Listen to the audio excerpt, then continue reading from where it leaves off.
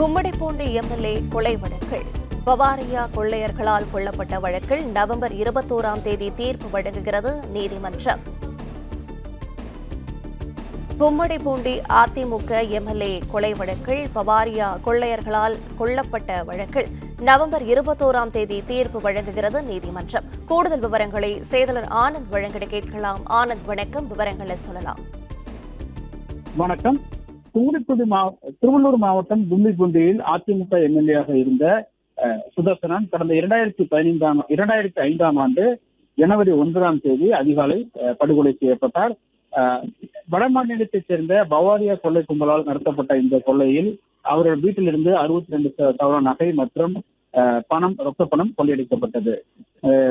இந்த கொள்ளை தொடர்பாக வழக்கு பதிவு செய்த அப்போதைய ஐஜி காந்தி தலைமையில் 5 படைகள் அமைக்கப்பட்டு மிக தீவிரமாக தேடப்பட்டு தனிப்படைகள் அனைத்தும் வட மாநிலங்கள் பல்வேறு இடங்களில் சோதனை செய்து பவாரியா கொள்ளையர்களை கைது செய்தது. இதில் 32 பேருக்கு எதிராக வழக்கு பதிவு செய்யப்பட்டு அதில் 9 பேர் மட்டும் கைது செய்யப்பட்டனர். இதில் ஜாமீன் பெற்ற 3 பெண்கள் தற்போது தலைமறைவாகிவிட்டனர். இந்த நிலையில் முதல் குற்றவாளியான ஓம் பிரகாஷ் என்பவர் சிறையிலேயே இருந்துவிட்டார். மீதமுள்ள ஜெகதீஷ், ராஜேஷ், அசோக் மற்றும் ஜெயில்தர் சிங் ஆகிய 4 பேருக்கு எதிரான குற்றச்சாட்டுகள் சென்னை மாவட்ட ஆட்சியர் அலுவலகத்தில் உள்ள கூடுதல் அமர்வு நீதிமன்றத்தில் நீதிபதி ஆபரகம் லிங்கம் முன்பு விசாரணை நடைபெற்று வந்தது. இந்த வழக்கில் காவல்துறை தரப்பில் 86 பேர் சாட்சிகளாக விசாரிக்கப்பட்டனர். அனைத்து தரப்பு சாட்சிகளும் முடிவடைந்த நிலையில் ஜெகதீஷ் உட்பட 4 பேருக்கு எதிரான குற்றச்சாட்டுகள்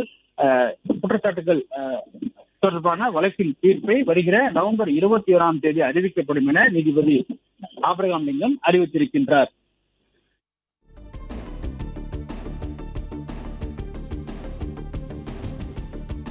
விவரங்களை வழங்கியமைக்க நன்றி.